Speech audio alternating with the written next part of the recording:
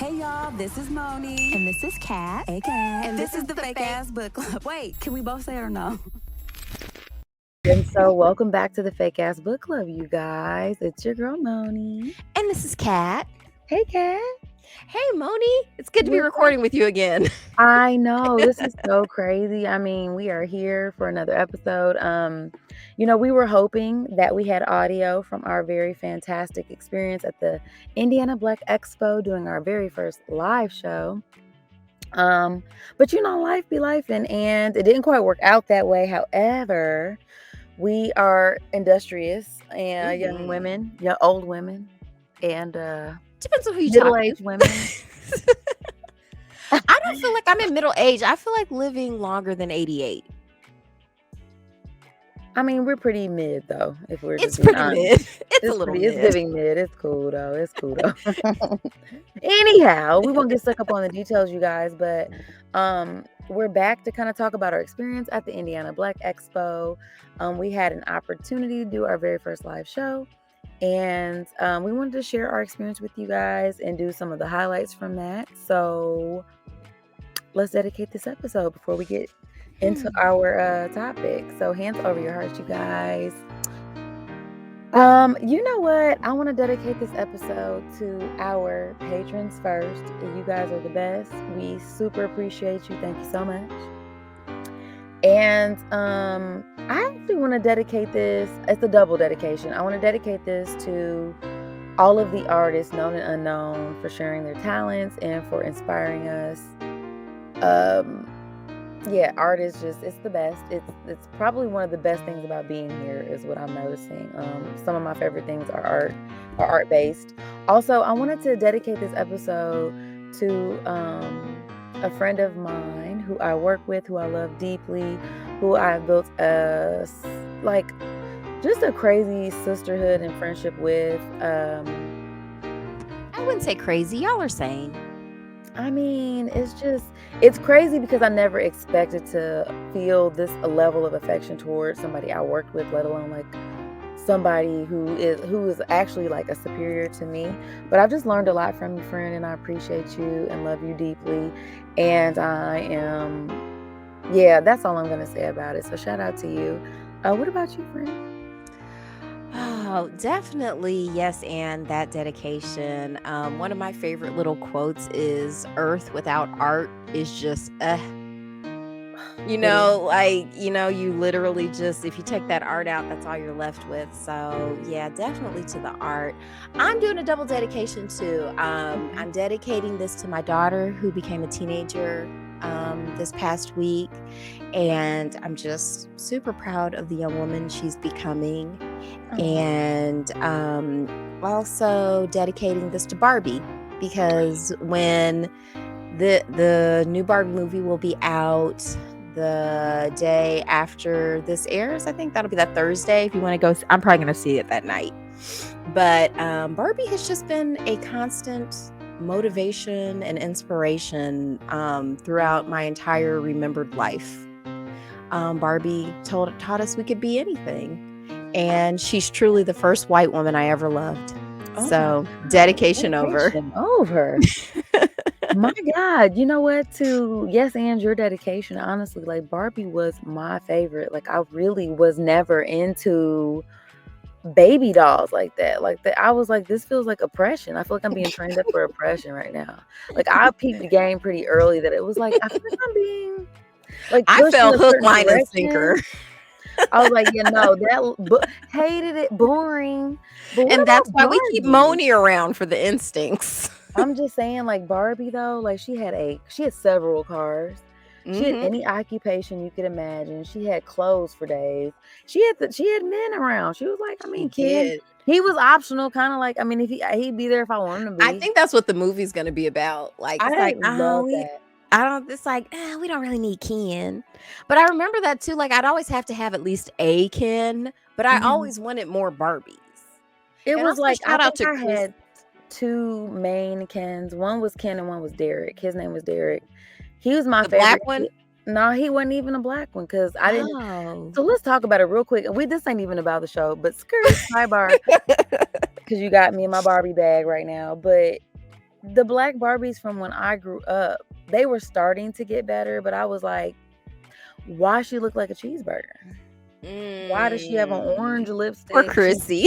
It was just like they weren't giving They her weren't all the trying. things. No. Yeah, so I was like, I didn't always love Black Barbie. I always ended up liking the brunette Barbies, the ones that had dark hair, who weren't kind of like in between. I'm like, well, we're kind of alike, kind of. Just need some braids. If I braid her hair, we're the same kind. There we go. But yeah, so Black Barbie wasn't giving until it got a little later in the game. But I agree, Barbie, it was very inspirational. She was my fave growing up. Oh man, good times. It was good times, guys. So yeah, I mean, Barbie's a fashion icon, and that does kind of segue into our topic because at the IBE, their theme this year was our culture, our influence, and our legacy. And so we wanted to sort of explore art and literature and fashion just in the Black community. And so if we can just start with fashion, really, we didn't at the show, but I think because Barbie's such a fashion icon, like that was one of the 3 topics that we kind of touched on. And we sort of explored that a little bit. And I was like, man, the Black Expo for me was always like this opportunity for us to listen, I'm about to find my best outfit. Like I have to be cute. I got to show up serving a look and often matching with whomever you were going with. Exactly. Some sort of like through line that kind of like, told a story. It was storytelling in fashion form. But just how iconic Black folks are in fashion. We talked about, we named some names. So like we were talking about Virgil Abloh, who before he passed away was, the creative director over Louis Vuitton. And really, I mean, like, honestly, he really made it hot. Like he ended up coming up with Off-White, which was sort of like his own brand, kind of spin off from that, because wasn't he the creative director for Kanye West's brand for a while? I believe so. He like was, the teddy bears. He was I don't know if it was all the way back then, but I just know that he Okay. was the creative director and he kind of like got his own opportunities based on that and kind of blossomed. And yeah, I mean, he was just pretty it was iconic. In fact, remember we reviewed Intergalactic. Talk about And that was art. and that was dedicated to him. It was dedicated to him, and I Yeah. thought that was perfect because it was so beautiful. It was So inspirational. yes, what I'm And saying? now even with Pharrell taking the reins, which was Yes. perfectly, I mean, it's sad that it had to be under those circumstances, but I think that was once again, it's a nod to where the culture is coming from and what's going to infuse that, this old brand with Old ass brand. It's a very old brand, but giving it this new sort of, and the fact too that they are like, okay, we're going to be conscious about this is going to be colorful and international and not keeping it stale, pale, and male. Because yeah, all that good stuff. I like it. Well, that's a thing.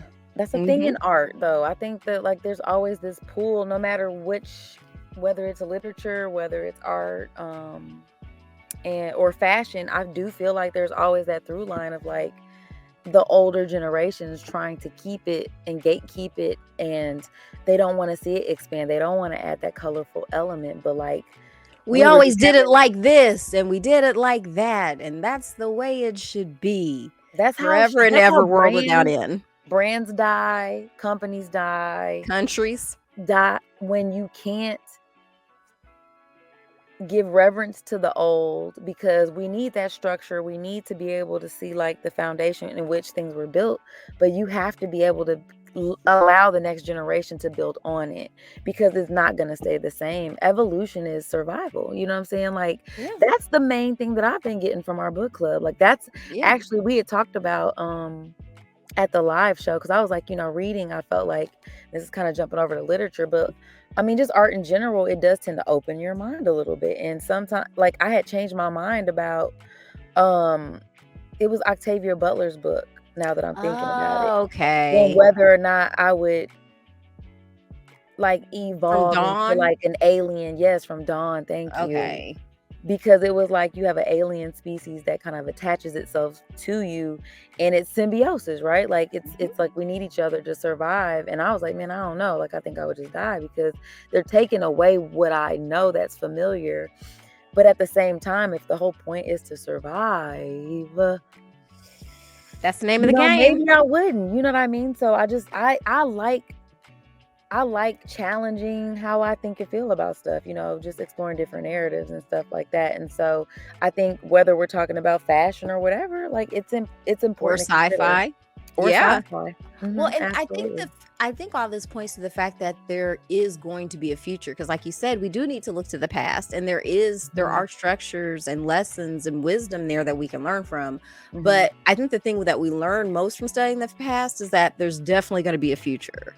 Absolutely. And so as Octavia Butler said in, I think this was Parable, I don't think we The read book this for sower? book club. We This was read it, but Parable. didn't talk about it here yet. Oh, Parable of the Sower. Mhm. Okay, so yeah, but she talks about how like God is change. Like change shapes us, and we shape change. Like we're in this, kind of thing, but this idea of like, no, we don't have to change. I think there's and I understand it, because I'm like, oh, I just figured this out. Don't change it. Like, That part. I feel that way when I go in the grocery store sometimes and they move stuff around, and I'm like, Oh, I hey, hate that. I just Right. had my It's the worst. flow. Now I gotta look for stuff. Listen, yeah, I have. I mean, I think the one thing that has also kind of helped me, along with just like taking in art and books and stuff, is having kids, because That'll change it. because it was just the weird, like for one, you have the mega change of going from not having kids to having kids, like that's big, and then you get used to this stage that they're in, and then like before you know it, it's changing, and you're like, I just got used to this, now it's something else, and it just keeps doing that. So yeah, I think change is important. I think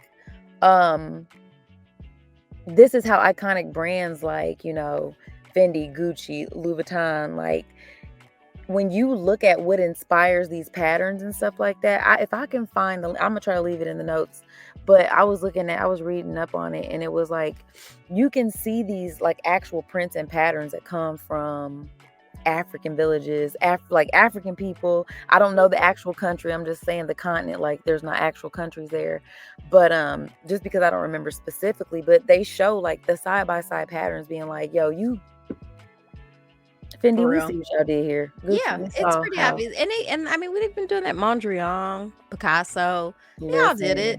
It's all, Listen, and I mean, and really the Romans, the Greeks, like a lot, yeah, everybody. everybody. And not to say like they're just the only ones who do it. Every culture Mm-mm. pulls for somebody else, but I think we talked about like you still need to cite your sources.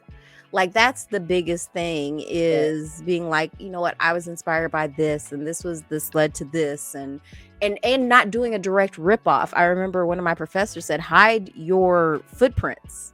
Like it should Thank never be a you. direct ripoff. That's just plagiarism. But there's nothing wrong with being like, yes, these prints inspired me and reminded me of this from, my own work that I wanted to do, and this, that, and the other. But yeah, a lot of times just like, no, I'm brilliant. Look what I came up with. That part. I think that like most people, no matter what culture you're in, like you like when people admire your culture, because it's like you want to feel appreciated, but like when you don't get credit for it, and then somebody takes something that you do, and then turn it into something and then make money off of it, and never say like where they were inspired from, where they even got the whole idea from. I mean, it's offensive, and I think it's kind of messed up. Deeply offensive. And I found something. I was just looking at something too. The Maasai tribe, they have that iconic scarf that they wear that's very unique to their culture. There was a brand that turned around, and was it? Oh God, let me see if I can find who it was. But they're like suing them, or they were suing. I don't even know if that was a long time ago or even recent. I didn't even look to see the year, but it's just like, yo, you're not even trying. It's the same colors. Like these colors mean you're just counting on people not finding out or not caring. Because a lot of times it's just kind of like, well, I mean, they don't care about money. Like, there's just quaint, village people. Well, then if Um, that's the fact, then why do you need to rip off their janky little country regional outfits then? Is I it because you mean, lack imagination? it's the same reason we had to steal their sculptures. They don't know what they have. They It's need just the wild. guiding, soothing white hand to smooth over all those rough edges. Doesn't it feel good? Feel it. It's stroking you It now. doesn't Feel it. feel good, but Oh. just, before we jump into that whole deep end or whatever, I definitely um want to touch on the fact we talked about what's his name? Dapper Dan. I don't know if you guys are Mm. familiar with him, Yes, but hopefully we're gonna have Dave from Melly on soon. Like, I yes, really so we want to can have really him. jump Yes, into because that's it. how I became aware of the book. Because I saw it up Oh, there. really? Yes, and he said he was reading it but hadn't finished it yet. And I'm like, well, this is the perfect opportunity for you to finish it. We're literacy advocates. We get We people to are. read books, and then that'll make us have to read it because one of the biggest we advocate for ourselves more than anybody. I mean, And you kind of have so to. kind of have to. Yeah, And I think I a couple months ago watched a documentary on hip hop and fashion with my son, Mm, and it was so cool to watch it with him because he's super into fashion right now, and he's a vintage thrifter. And so he finds that's these dope. pieces, like he brought home like this cross colors jacket, and I was Oh, like, oh my god, I was like, and then I'm going, like I'm like, this is so crazy, but a lot of it still holds up. I watched I like documentaries, and it was about and it was a long time ago. It was about the 25th anniversary of the Bad album, and Kanye was on there talking, and he was just, Kanye, you can say a lot about Kanye, but he is a fashion expert. And he was just talking about the Bad video. Like, if you look in the fashion from it, people still dress like that. Like that, well, go back and watch the Bad video. I will Cause have to. I've yeah, seen the like tight leather outfits and chains. that was Beat It. It was bad was baggier. Now, of course, Was Michael it? Jackson's outfit was Jean-Paul Gaultier, but everybody else had on streetwear like Carhartt and like Levi's and Jordans and leather jackets and hoodies. Mostly it was like the Mm. hoodie. Yeah, Yeah, if it was. you look, oh God, Oh, I'm gonna feedback. Whoa, sorry, hold on. guys. I don't know what that was. But yeah, but if you go back and look at it, a lot of it you could I think what Wesley Snipes, remember Wesley Snipes is in the Bad video. I If do you remember that. if you look at what he has on, it's not out of place in today's fashion. Like, Well, it wouldn't be like if you did wear something from, let's say, the Beat It video. That would be very dated. But to say the least. yeah, that one, if you wear like a bandana and some super tight jeans and a rolled up, like the sleeves on a t-shirt, that Right. doesn't actually, that would do great with some hipsters. But in the general fashion, like if we were gonna, let's say go to Black Expo or First Friday thing and you have that on, maybe not so much Not for the giving. gentlemen. But yeah, we definitely, and like we said, like when you look around the world for especially streetwear, I think our if you know anything about American Black people, you see that it pretty much started there. Oh, exactly. And I feel like, us growing up in the 90s, as, coming of age in the 90s, like, we saw a lot of like Black owned fashion labels. Like there was Mhm. Baby Fat, like iconic. We had Fat Farm. We had Fubu. Fubu, For Us By Us. Even Sean John. Like, I mean, there was just, Yeah. I mean, like it was sort of like cross colors, like what you were just saying, like all of that stuff. Carl Kanai, like that's a throwback. That makes All me of think of those. a Jodeci video. Listen, I mean, it was a time for Black designers and labels and stuff like that. And I feel like we don't get the shine unless we're attaching ourselves to some of these air quotes luxury brands who really have appropriated, you know what I'm saying, like stuff that actually came from actual Africans and stuff like that. And so, I mean, I'm only briefly mentioning Dapper Dan. No one will probably dig back into it, but like speaking of the 90s, he was really big in taking like Gucci and like taking parts of it and like patchworking it into jackets and shoes and like really bringing awareness to it. And so, like you said, I mean, when you have something old and iconic like these old ass brands, and then you don't want to infuse that new wave with it because you're like, this is not who we were actually selling this to. It's like, well, you might want to You Look might want to into it. reconsider because we're making it hot. We make the trends. We make Yeah. we make it hot. I So think just I was someone I was listening to, and they were talking about, like, you might as well just follow Black TikTokers. They make the dances up first. Like, I mean, and before that's they the get thing. Like, stolen and funny enough, that's yeah, kind of what Bring It On classic film was about. Like yes. the people we consider white who are up on game, they know the source. You know what I mean? They Mhm. go, they get Watch it, them scout. they water it down, repackage it, and then try to sell it back. And you're And like, "Oh it's my God, this is great." yeah, and it's like, oh my God, look at those boxer braids. It's like, bitch, I will stomp you in the ground, I will like, choke for you out. something you just called me ghetto for yesterday. Thank you. That's the So, word.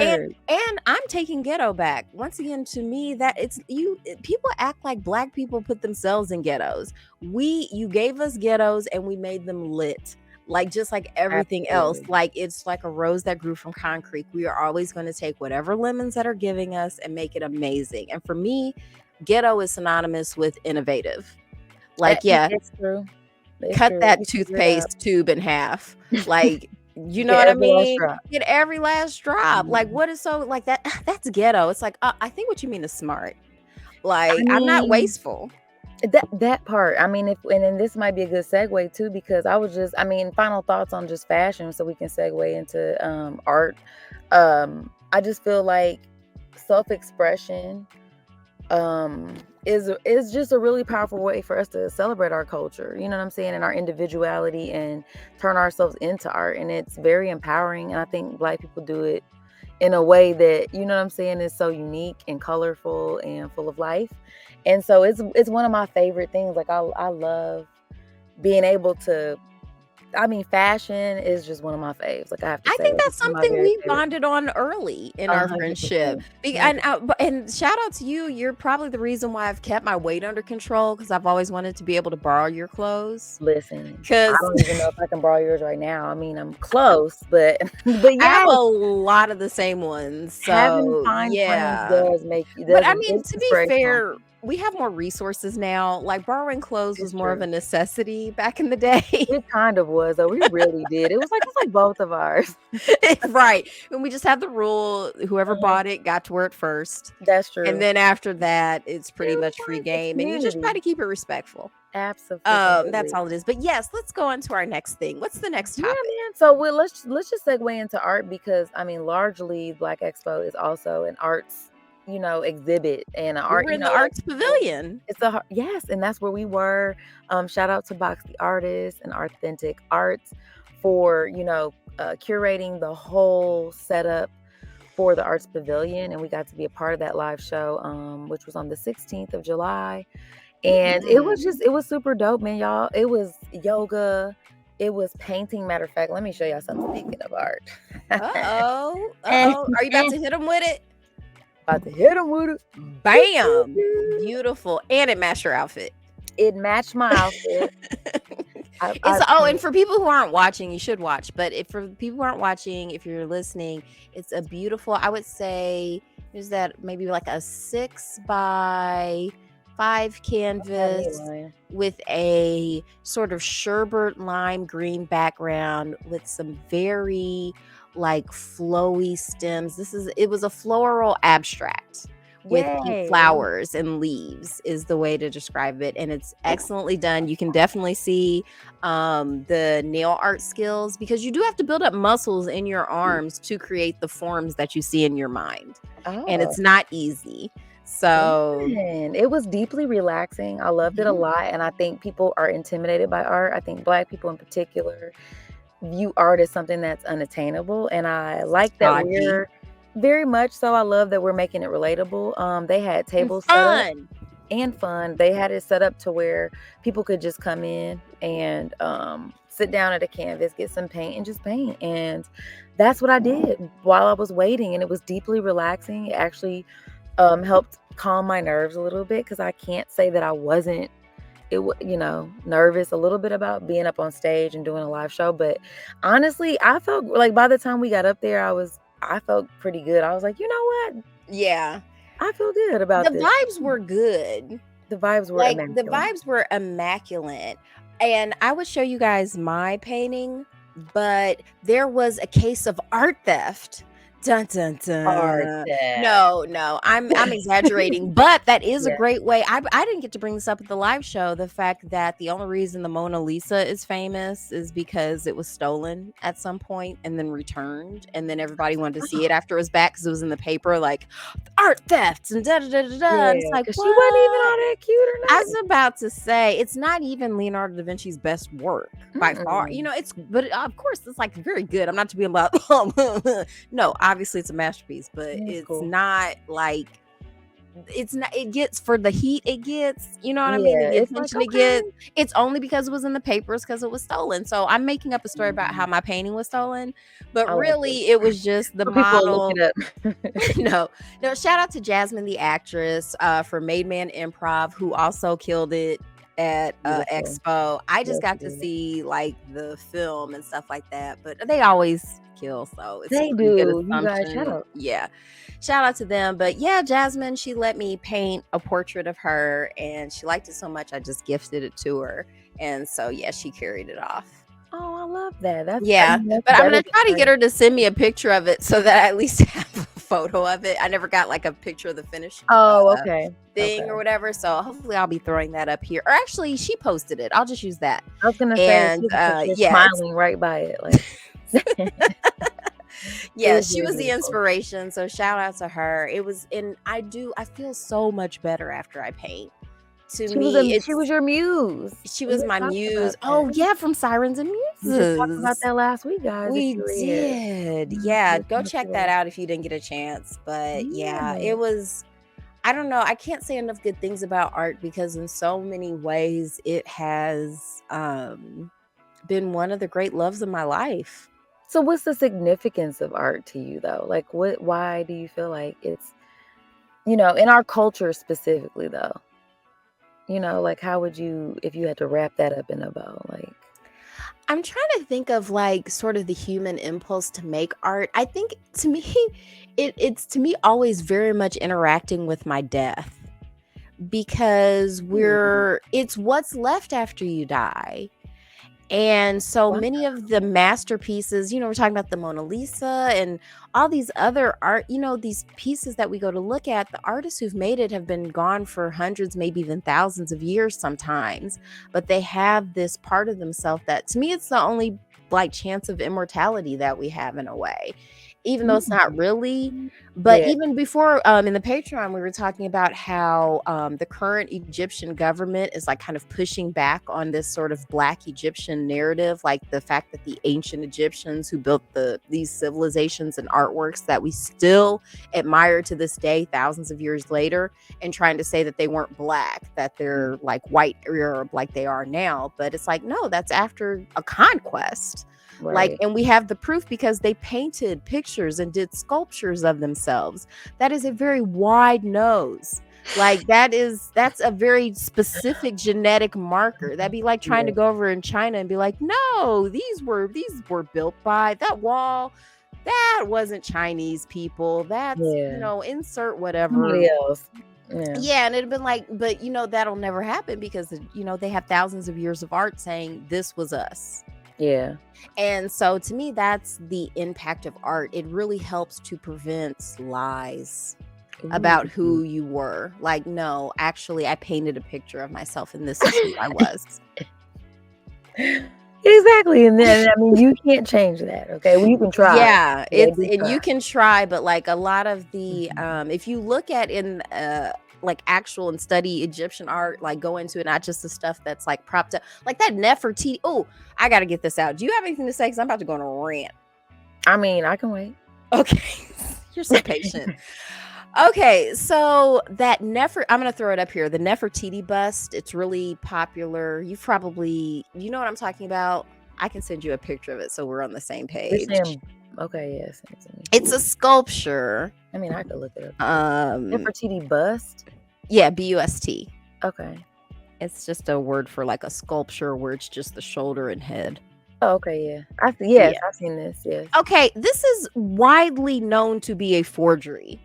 But Oh, because it's been around for so long and people don't like change, like it's pretty much known that, not known, but people who are experts will be like, yeah. And for people who study art, this isn't the style in which they did sculptures, like the Egyptians anyway. Like, this isn't how it looked. It's this was like in a time where like Egyptology was really popular, and I think it was like some German guy who forged this, buried it, and like tried to make it seem like, I think he modeled it after his wife, because if you look at her, it's very Eurocentric features, but like it's brown. You know what I mean? It's not real. This, even though like, yeah, that is so weird. yeah.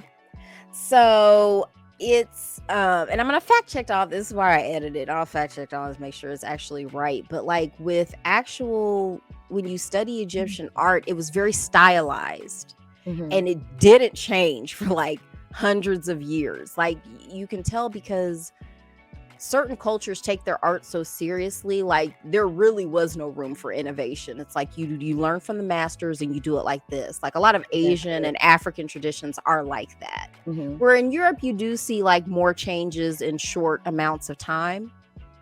Like, you don't see that a lot of times with the longer civilizations. They kept things very orthodox.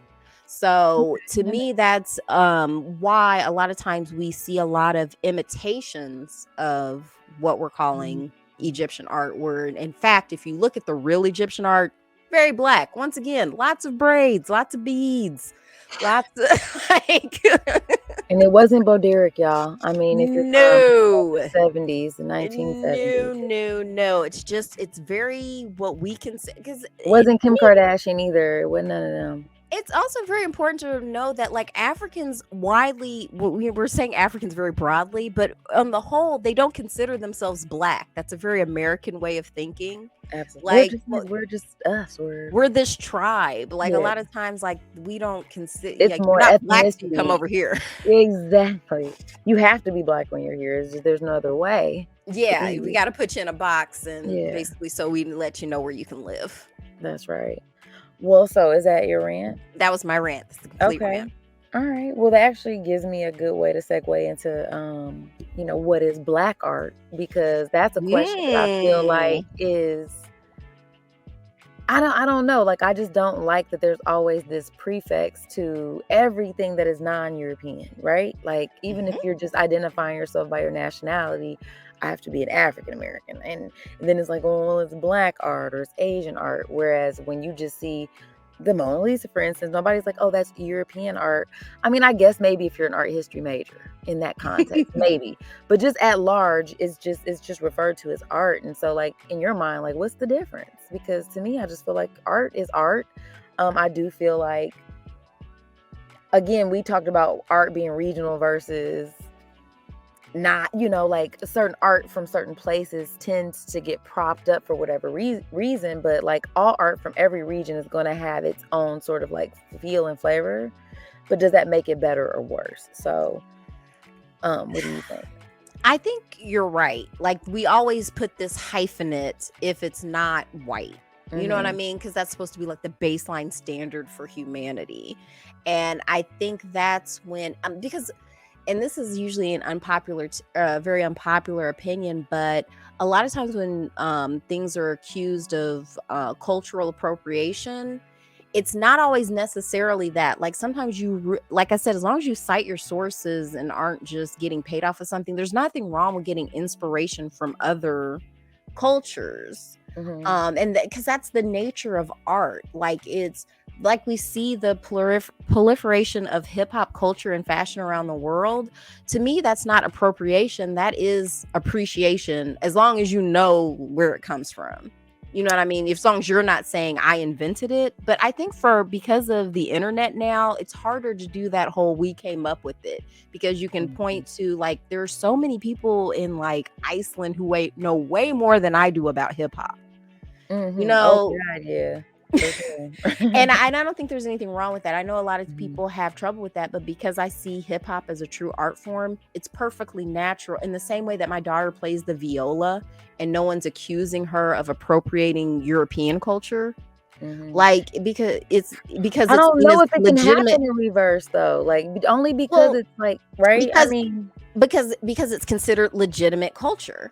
Like, because that's it's just mainstream and it's what we right, think of as the standard, mainstream, you but know what I'm saying? but that's European art. Right. Nobody just the same way Right. nobody's ever gonna say, "Well, you're, European American." It's like, you Right. just get to You're be just white. American. So it's Yeah. just this sort of Eurocentric primacy that we do, so that in the same way, if I wanted to learn French culinary and go to Sorbonne, you know what I mean? Classic. You know Classic. what there exactly. There's nothing wrong with that. And as Mhm. long as I tell people like I learned this in France instead of like, yeah, I came up with this in my kitchen. I'm just so amazing. It's Right, like, maybe like yeah, like so I think if you look at a more expansive worldview, there's just art. But of course, there's Mhm. different cultures, there's different populations, and we can all learn from each other. I, for one, I love Asian like brush painting. I would Mhm. love to take a class on that. And like, I wouldn't want someone accusing me of appropriating Asian culture just because like I really like it and want to learn more about it. Well, Picasso was never accused of, I've accused appropriating him of that. African stuff. Do Yes, you? he is. Yeah, I do a lot, all the time. Well, you do. So, Not like, in is his that time though. that's what Not I amongst his mean. contemporaries at all. No. Exactly. Like now, like you say, I mean, like when you can kind of zoom out and look at it, you can see the inspiration in a lot of his art. I mean, a lot of artists have Or been rip off, inspired. whatever. Yeah, 100%. But that's so again, he's not citing that. He's not. I think that's the problem, even with what you're saying too. Is like, yeah, um, people are just skipping over that part though, so they're appreciating it without Citing it. putting it. Yeah, like at any point, not even like your representation. Like I think it's I don't know how do you do that though? How do you enforce that? Like there's no enforcing it. Like I mean, there's no way to do that. there's I mean, there's ways we stop plagiarism and literacy and literature and stuff like that. Like there is a way to hold people accountable, and sometimes we do. It's just not all the time. It's like any other field. Like people steal each other's ideas all the time. It's really sad. That's why we have to get copyrights and trademarks, and Right, but you gotta have money to do all that. you So the people who end up do. suffering in Sorry, poor people. disproportionately or yeah, are artists, which is sad because God. part like when what you're saying about people not being able to make money off of their stuff, you know what I mean? Um or you're sharing this idea and somebody snatches it up and because they have more resources, they can package it and put it out there before you can and it's like, okay, well, that's gone, so like I think it is tricky. I wanted to talk about representation really quickly too in terms of art because that is something that also is the issue, especially like when you talk about fine art and black art being represented, and not just black art but just all kinds of diverse art being represented as worthy of like, oh, hitting the level of like what we consider truly artistic, and like what's the goalpost, what's the measuring point for some of that. um I don't know, I kind of wanted to like, I appreciated the fact as far as representation goes that like when the Obamas were in, I think I mentioned this on the live show, that they gave the artists, it was Kehinde Wiley and Amy Sherald. They did their White House, not their White House portraits, but the portraits of the Obamas individually, and that just shined a huge light on those two artists and gave them opportunities that I would imagine would never had existed in a million years. I mean, maybe, but it's just like, when There's you not have, quite a platform like that. I'm just saying, It's like, there's very just not. unique. And I love that, even though that was a small thing in terms of like,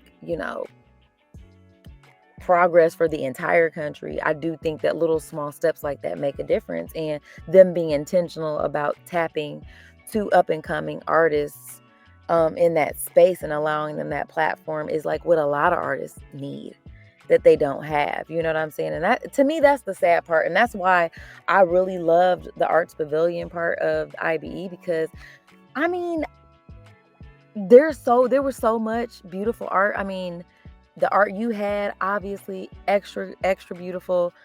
um I just didn't even know how many talented artists were in our city. Like I have a new respect honestly for just all of the talent that comes out of this place. Like, I've never felt the level of appreciation for the creatives in our city that I do now, actually being in that sphere and being exposed, and that's the beauty of it. Like, and that's what you hope that people get from being exposed to art is like, damn, like this is nice. It's Yeah. awesome.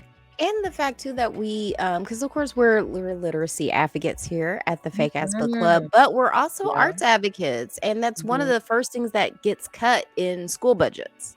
Oh, Like, yeah. for bookish nerds like myself, like I've never been a sportser.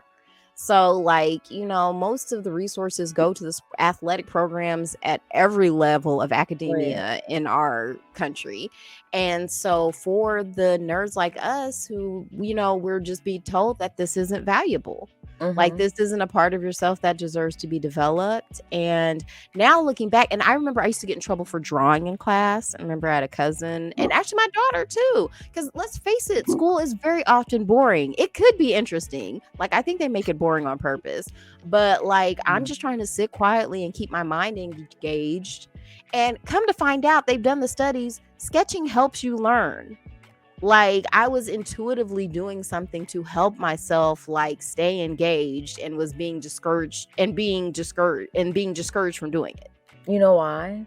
Why? Because it taps into what we were saying about, like, the old way of doing things, like, people, Mm. it's like, no, you just sit here blindly and like a robot, and you stare at me as I talk and like, there's only one way to do things, and so, like, when you're outside of that, it's like, there's no time or space for that, so I think it's just, you know and there's just no value assigned to it, I don't think, And for from me, an it academic helped me to standpoint. learn about the world. Like, it expanded my view. Like I said, I took it upon myself. I'm like, well, I know I'm being taught a very Eurocentric version of history, art history, of everything in the world.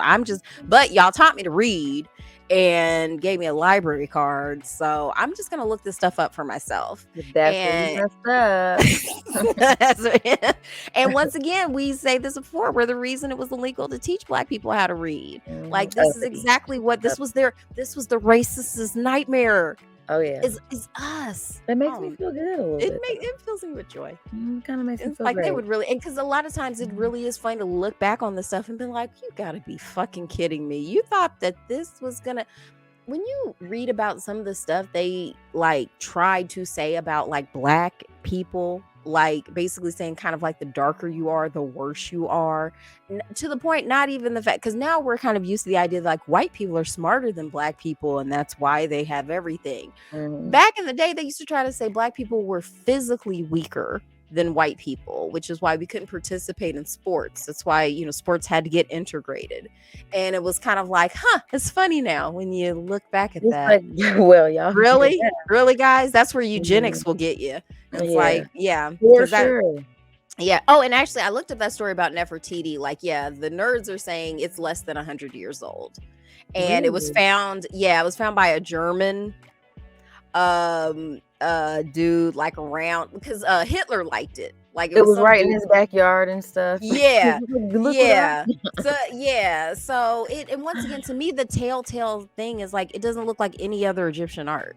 Like real Egyptian art. Like that's Mhm. supposed to be from that time period. Right. So It's like, this looks deep. Right, like, this looks yeah. And once deep. again, it looks suspiciously like his wife. Oh my gosh. Well, you know what? I wanted to see if you minded sharing one of my favorite stories. Like, you had told me about an Oh, experience in your art class, just about being in, like, I like this story because it's about art and Beyonce, who's been in the news lately. I don't know if you've seen that. yeah. She's having a little comeback tour. Yeah, man. She ain't, I mean, she out here, She should y'all. keep hanging in there. She's gonna make it one day. But yeah, Okay. she when she released the Ape Shit video, around that time I was taking a class on design at IPY, and one of the professors there, who I actually have great affection for, he's a fantastic educator. But Okay. once again, his scope is limited by what has been directed towards him. Mhm. And so he was making some very, to me, disrespectful comments about Beyonce's work. And I was like, Really? actually, I think we would could all take a note from her. Like, to me, it's her work is very artful. Basically saying, he was trying to say her work lacked art.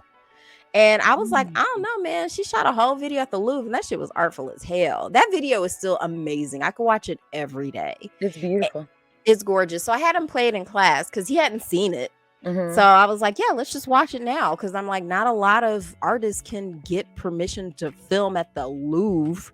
Like, So, what were his thoughts after? Did he say, was he silent after he saw it? we moved on. Like, I there was bet just he no, did. we just Wait, moved. so no notes? There were no notes, Wow. nothing. Wow. Wow. And you got to see a lot of art that you don't get to see in textbooks because you got to see a lot of these old paintings that had Black people in them. Like, if from my education from art history when I went to school, you never saw that. We Mhm. had 1 week that we covered African and Asian art together, and that Mhm. was it. And to me, it didn't make any sense because you're looking at the dates and I'm like, well, this goes back way further than Than what the we're talking European about. art. So there's a longer tradition from multiple countries and we're learning about it all in 1 week. Okay. Right. It's like, yeah, I always noticed that part too, in history. It'd be like, so we're just Yada, yada, yada. right, et cetera, et cetera. Back to this though. It's like, oh, okay. The most important thing on it, we're going to do a whole month on Dutch painters. It's like, Right. okay. Cool. I like to. Sure. But I mean, shout out to the Dutch and the Italians. I mean, nothing, there's no shade. I want to learn about those Right. artists. Can we But I learn feel like, about it all? but Like, the that's reason I the was, point. the reason I was drawing in class is like, yeah, I heard this already. Yeah, and if you said Black art matters, then it's a problem. And it's like I'm only mentioning it because you skipped over it in like a fucking week, and then you Yeah. lumped it in because Asian art matters as well. All of Sure the other does. arts matter, you know what I'm saying? So yeah, that's definitely. I love that story particularly because I do feel like it's always a point of like, what are we measuring? What are we using to measure what art is? It is going to be subjective and it's going to be based on what we know and what we're presented with. We had the opportunity to watch a really cool documentary. Black art in the absence of light. Thank you. You're Yes. welcome. And it was so good because it really highlighted, the lack of representation. And it was like honestly the whole reason why the documentary was made, basically. Just to kind of shine a light on the fact that a lot of the time Black artists just don't get highlighted, just like what we were saying. Like, it gets skipped over and it's not a footnote, like it's a big deal. And this the person who curated this whole thing, he was like, this whole huge art exhibit. The thing that blows me away is that every single time they have something that's dedicated to Black anything, it like sells out. People are standing in line to see it. Like, people want to see it, just like that African American museum. You know what I mean? I And it remember was used to having to call like stores when I was little to try to find Black dolls because sometimes it wasn't worth the drive they weren't gonna be there. Yeah, like they would sell out because there's demand for it. We're not, as much as they love to call us minorities, we're not a minority. We live in a global society now. Like, we are not a minority. We're melanated people are most of the people on the planet because there is a sun. We are out here, okay? Yeah. It's basically what she's saying. But I think, and I'll put that up in the notes too, guys, if you're interested. But it was a really great documentary from the standpoint of just highlighting representation of Black people in art and just why it's so deeply important. And there'll be a lot of especially cool Black artists kids. to follow. Like, to me, it put me on to so many artists. I think I watched it like 10 times. Yes. And it was Not me, because it just fed me. I mean, it was great. I didn't see it that many times.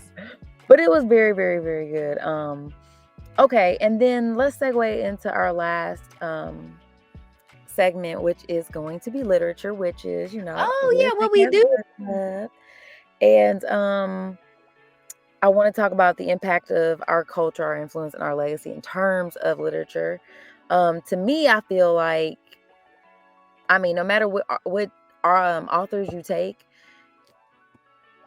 every story sort of embodies our greatest triumphs, our pain. Like, it tells our stories in a way that I feel like does honor our culture and our lived experience. And it kind of, the same way you're saying, like, it's important to have the visual arts of it because it's a physical representation of who we are, and it's like, I'm here. I think literature does that in, with words, and it gives life to our stories, and it's deeply important, and it's reflected and illuminated in every way. And so that's why I think, it's important to share our stories, because I think what you end up figuring out, exploring different literature, different forms of literature, is that there's this human thread that goes across, like no matter how different these background stories are, we always end up finding like the through line that is like, yo, like that happened to me too. Like I experienced grief, or I fell in love before, or I've been hurt. And I think that's what's super dope.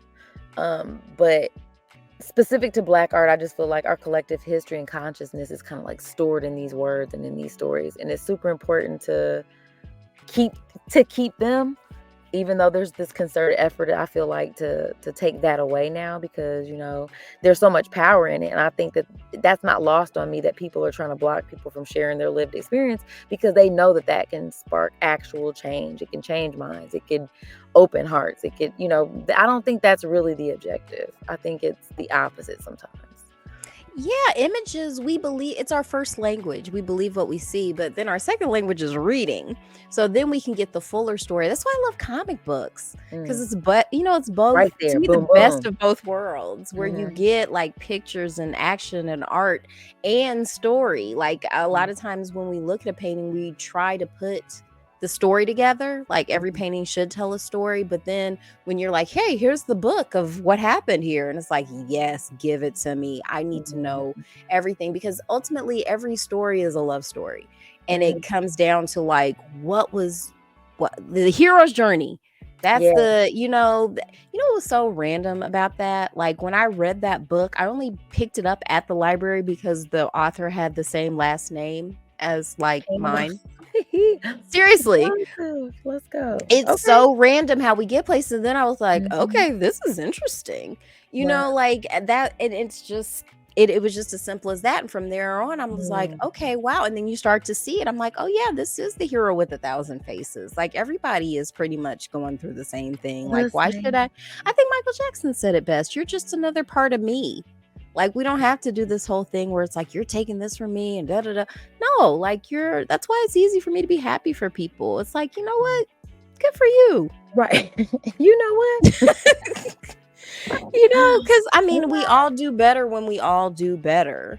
So I think Okay. this incredible, to me, books and art have been such an incredible gift to me. That's like my favorite things in the world. So the fact that I get to live in a world where both are so accessible to me, I'm pretty happy duck. I mean, you're not lying. We're definitely very lucky or blessed, privileged, however you want to kind of term that. I wanted to ask you though, like as far as shaping like the Black narrative, I mean, we kind of touched on this. Um, the importance of literature to you in a personal way, like how would you describe the narrative for Black people at large? Like, how do you feel like it's impactful, in shaping our narrative Oh, as once a group of again, to people? stopping lies, because I feel Okay. like the biggest part of why, like the oppression machine, is lies. Yeah. Like I said, lying, like we're physically inferior, we're mentally inferior, we were bred for slavery, like there's some sort of divine purpose behind all of this racism. Mhm. Whereas it starts to crumble, and like you even see throughout history where people have, once again, having reading about people's stories, change their minds about these institutions that they've grown up with. Even JFK, before he was assassinated and started changing policy, like he grew up very racist. He was a very rich, privileged, person we consider white in America. He did not have a favorable view of Negroes until he, grew up and started meeting some. And then was just like, oh, wait, these are just people. And once you figure that out, like it's impossible. That's why I love the information age. It's so much harder to keep bullshit going because there's too much evidence to the contrary. I mean, of course, bullshit keeps going, Right. Because but I feel people like love it most. but the importance of writing down your story and not having someone else tell it for you is Yes. incredibly powerful. Yeah. Absolutely. I like that, there's so much empowerment in sharing stories because you see yourself in the people, in the people sharing those stories. And then, you can tackle social justice, you can tackle, there's just so many things. There's nothing like reading a book and feeling seen, like relating to a character or a situation or whatever. And so I think about the impact of book bans and stuff like that.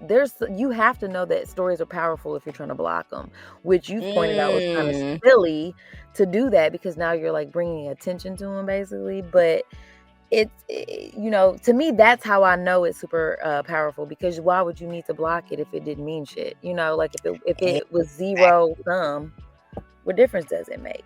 So that's why to me it's super important to write your story down, share your story, pipe up, because there's power in it and they know that there's power in it, and that's why they're trying to shut that shit down.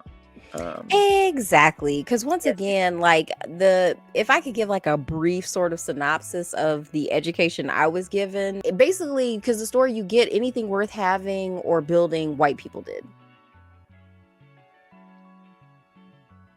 That's the main lesson you get from, and that's why it's so important why they're grappling with this, because if the true history is there were these great civilizations and you stole people from them and forced them to do free labor for you and rob them of any knowledge of where they came from, that doesn't make you the hero. You're not the Joseph Campbell monomyth in that story. No, not at all. I mean, it's just deeply sad though. You know what I mean? And I think this is why, the literature part is so important, because like you say, I mean, you can't hide that, like when you know that there are books out there that clearly show you like, hey, actually that's a lie. That was a lie. And we actually have photographs, like when they Yeah. were uncovering King Tut's tomb and were showing the Egyptians that were helping the European archaeologists uncover it. Very Black people. Like, it's just undeniable. And they always want to say, like, oh, those are just some people they bust in as like servants, blah blah blah. It's always fine to have Black servants. You always see somebody like holding somebody up on a little chair or whatever, and they're all Black. And then I don't know, I'm just so sick of it. Like, we don't have to have this color-based system. I know we like color coding stuff that helps our brains, but it's not good to do it with people. File systems, yes. Like, I will use a color-coded file system. And this is another just pro tip. This helped me a lot with graphing in math class. Like, if you use a different color for each axis, it helps you to keep things straight. Oh yeah, that would have helped me. Nobody said that to me. Yeah, that's what I'm telling the people now. Like, use one color for your x-axis and another color for your y-axis, and then that'll help you to remember which one should be on top, because I always got that mixed up. Right, because it's like, damn, the slope of the line doesn't go down, it goes up. Oh, man. Yeah. And then you're just like, I knew that, dang. And then if you get into z-axes, that can be another thing. Oh, okay, moving along. We don't. All right, you want to take a break? Let's just get real nerdy, guys. Yeah, it already went there. It's cool though. Aww. It was all good. I like it. Yeah, you guys, we're gonna take a quick break and we'll be right back.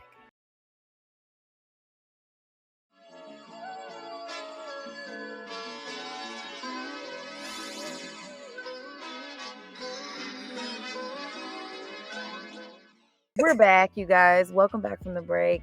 Man, this was a good episode. I really, we were kind of bummed out that the audio didn't work out and we couldn't share with you the original audio. At the same time, we prepared for that. We knew that at the same time, you should have been there. That part. You should have. You wanted to. I'm just kidding. I love you guys. I love you guys wherever you're listening. I understand. It happens. But yeah, we were able to rally. I mean, we've been doing this long enough to know, like, yo, it's a pretty high chance that this is not gonna record and we'll have to re-record. It could have been like, yeah, I forget. I was telling my son about it, and I forget the scenario he gave. I was like, yeah, that would have been worse. Like, yeah. It was just awesome. Oh, because I think he said it could have been terrible and we recorded it.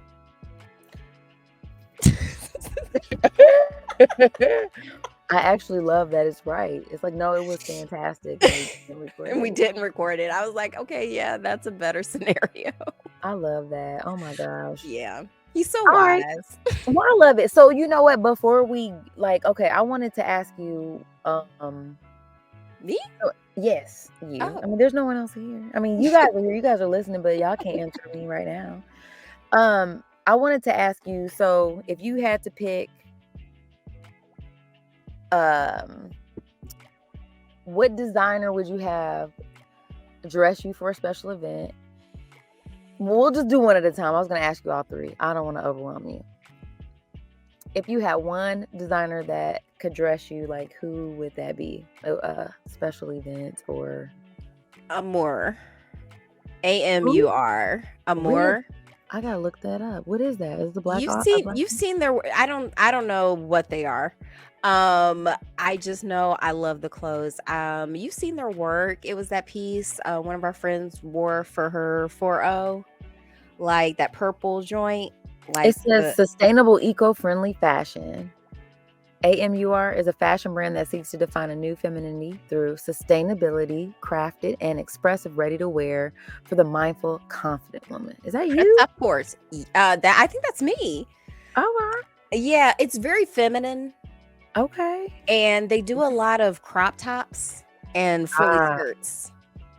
and you know what? You do. I love a You, crop top and I love a frilly skirt. and you love frills. You are very feminine, very flowy. I It's like very light. It's usually like, yeah, like layers and yeah.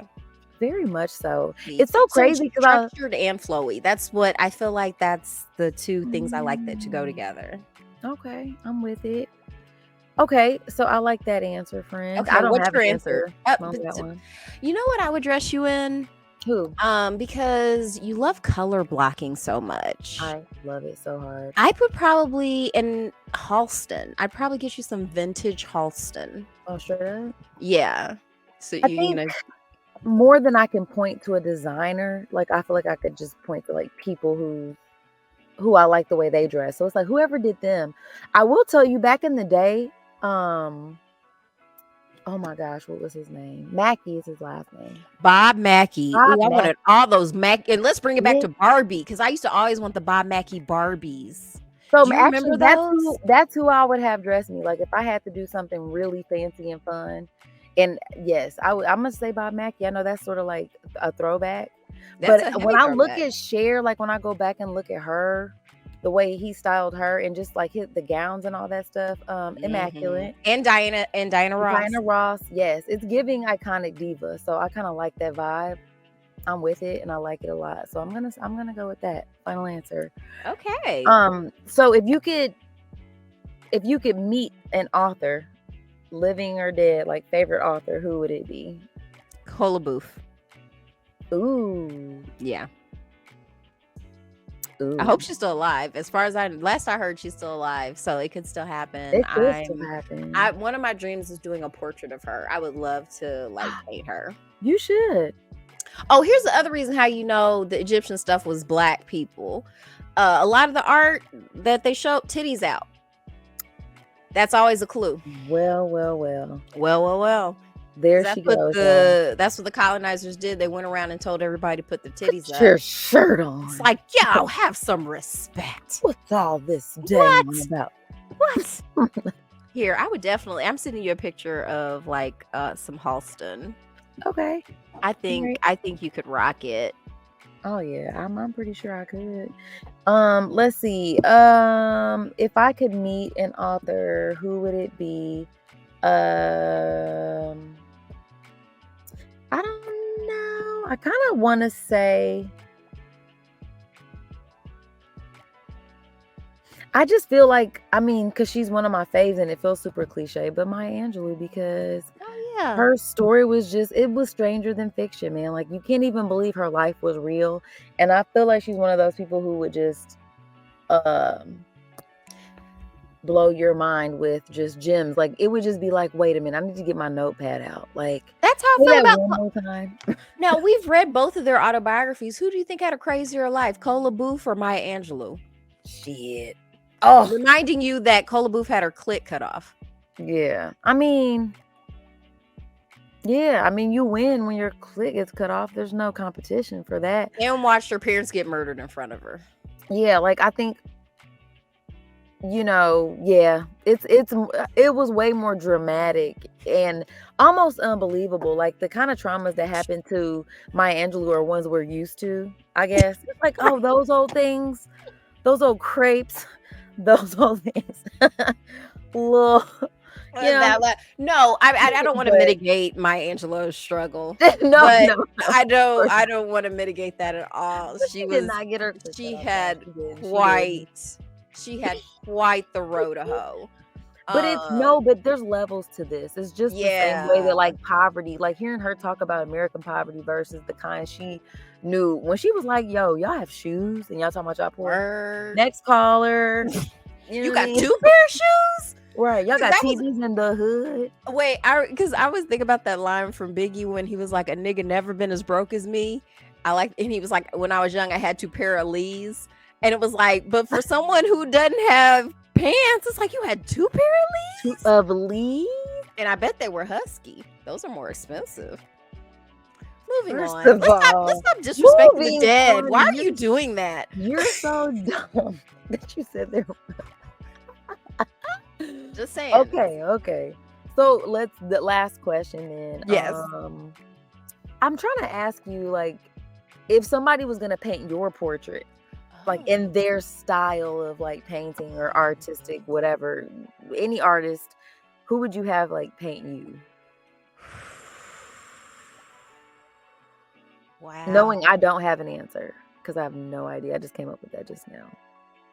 Wow, that is such a good question. I wasn't Is ready it? for that Yes. at all. I mean, I'm just gonna go to my default answer, which would be Master Hokusai, who is Oh, long dead, but I would okay. be very interested in what he produced. Really? I don't even know Yes. enough artists to be Oh able no, to. I take that back. No, never mind. I mean, yes, Master perhaps Kohusai. Wait, what's his name? Kohus? Hokusai. Sorry, I got He's that. did the Great Wave off of Kawaga. Or I Yes. can't pronounce it, but Kawaga. I always mess it up. I don't want to be It's too disrespectful. late to say hard words. Go. Right? No, Caravaggio. I would want Caravaggio to paint my portrait with my titties out. Oh my. Yes. Italian painter. Yeah. Oh. Okay. Yeah, I honestly don't have an answer because I don't even know enough artists to say. How about BOXX? Yes. Boom. I was about Hell to say, yeah. yeah, I actually, don't I would know. love to. That would actually be really dope because It you're would be. very bright and vibrant. I know. And that is a lot of her. And it would be interesting too, because she doesn't usually do. I mean, I don't know if you know this about yourself, but you're sort of what might be known as light skinned. And she's know. not, that's not usually her subject She's matter. not So I'd into like that kind the of thing. I know. right. But I mean, I think Mm. I don't know, that would be kind of cool. It would be. I really do love her art a lot. Okay, so these are all good answers. Good Yeah, good I answers. like it, Yes. friends. I love Is that. your phone still gone? Is it gone? No, it's right here. Okay, did you see the dress I sent you? That's the house thing. Ooh, yeah, see, I like that. Yeah. It's giving. Yeah. Ugh. Because it'll have a lot of movement, but it's still using color blocking and still has a little bit of structure. Yeah, I like that very He was a much. master. I should call him Master Halston. I think there's so many people that like we're so accustomed to greatness now because we've been exposed to so much of it. Like I think a lot of because I really do think about how like for most human beings who've existed on the planet, their life wasn't filled with this much beautiful art and music and culture. Like for most Yeah. people, they just had to smell a lot of shit all the time. And because indoor plumbing is fairly new. And I know. I like it. Oh my gosh. Well, you know what, guys? When you're feeling down, just remember that, okay? You don't have to go outside and poop in a hole. If you're listening to this podcast, you're not pooping in a hole. Exactly. So just be grateful. Like that's a Yeah. great point. Like if you're having a bad day, just think about that. I do just, I don't know, final thoughts about any of, the show, the live show. Oh yeah, let me look because Anything else I had notes. Let me make sure I covered everything in my notes. Let's get it all up. I wanted Leave to it all on the say floor. thank you to you, Moni. Imagine put that on there. Man, I had to write that down and remember that. Thank you. Read it like a robot. Thank you. To Moni for letting me think aloud with you. And also that the Black Expo is kind of the city's family reunion. And like a lot of times I think we do need to do what it takes to get the kids to show up to the family reunion. There wasn't even a bouncy house. Oh, you know what they need? A 5K. Ooh, get the people Yeah. going. Yeah. I would pass out waters, you know what I'm saying? Exactly. It gets so everybody can find a job to do. And that's the reason for the bouncy house, so that the non-running parent can take the kids to the bouncy house. Oh my I figured, gosh, look at or you. we could do the obstacle courses or do the 5K that have the little obstacle course bouncy house. Guys, tap me. I got a lot of Well, ideas. the bubbles we do too, and you know what, and we are gonna double back on that because I do want to start a conversation about um the iconic Black Expo, what it was, and then what it is now, and what it could possibly be. So past, present, and And the part future. that COVID probably played in that too. Absolutely. There's so many reasons. It's not like an Yeah. accusation. It's an objective observation. And I think it's a beautiful part of our, city's cultural history, especially for Black folks. And it's meant a lot to a lot of people. And for us, it gave us a platform. So I'm very, very excited and grateful Mhm. for that opportunity to have to do that. I mean, like we're pretty early on in our in our podcasting career, and to have that opportunity honestly was just very, very it was really special. It was surreal in a way, you know what I mean? Like it was very, very I wasn't nervous at all. no, you listen, you were a seasoned professional. I'm just kidding. I messed up the audio. I was very nervous, but it's And it's okay fine. though. But see, Yeah. it doesn't matter because we are still winning. Yeah. I just wanted to say, just my final thoughts was that all of these creative expressions, whether they're art, literature, fashion, they all play a really important role in shaping and preserving our culture. And so I don't know, like they're the most powerful tools we have to celebrate ourselves, our community, and just for self-expression. That's what this podcast is. This is what I love about it. It allows us to, I mean, social change comes about. We can celebrate our heritage, we can share and promote diversity within our city and really everywhere. I mean, anywhere you can hear this podcast. And so, yeah, I don't know. I just feel like I appreciate the opportunity to share something that is like important to me, something that has turned into what I consider art, just as far as starting conversations and really just highlighting Black art and Black literature and all of those kinds of things. So just thanks again to the Black Expo. Thanks again to BOXX the Artist and her non-for-profit. Shout out to DJ Mary Jane. You're a vibe. Oh, yes. That was Listen, one of my favorite parts of the weekend was meeting her. That you're was hilarious. We're yes. friends. We can't sit together in Yeah. class because She it would definitely be a got the problem. vibes. Yes, I love it so hard. You were the best. And just thank you to everybody that made the show and the Arts Pavilion and the Black Expo into what it was. It takes so many people to put together big events like that. So just shout out to everybody. Everybody was beautiful. We had a good time. So yeah, that's my final thoughts about that, friend. Should we like spin the wheel or something? Oh my goodness, yes. I My almost forgot God. about that part. Wow, this is having so much fun. I know, right? Okay, so guys, we need to take a little rest. It's gonna be a Barbie weekend. We're gonna be doing Barbie things. What we're definitely gonna do is watch African Folk Tales Reimagined, episode 1, Katera of Punishment Island. This is from Ugandan director Lukman Ali. Ooh. And I've already watched it. I'm gonna watch it again. Moni hasn't seen it yet. We're gonna talk about it. I'm so excited.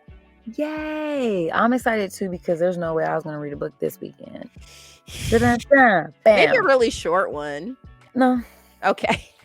No. I was probably gonna take a nap in any section where I might be able to, read a book. Or I was gonna be talking. Yeah, I'm gonna be talking a lot. I can already tell. We upload a lot of stuff now. Like literally reading, if we listen to it or read it, is uploading information. And we now know that takes a lot of energy. It does. So yeah, it's cool. But I can't wait to talk about the Barbie movie too. We definitely have to talk about that on the show. And I feel like we should dress up. I strongly agree. Y'all let us know.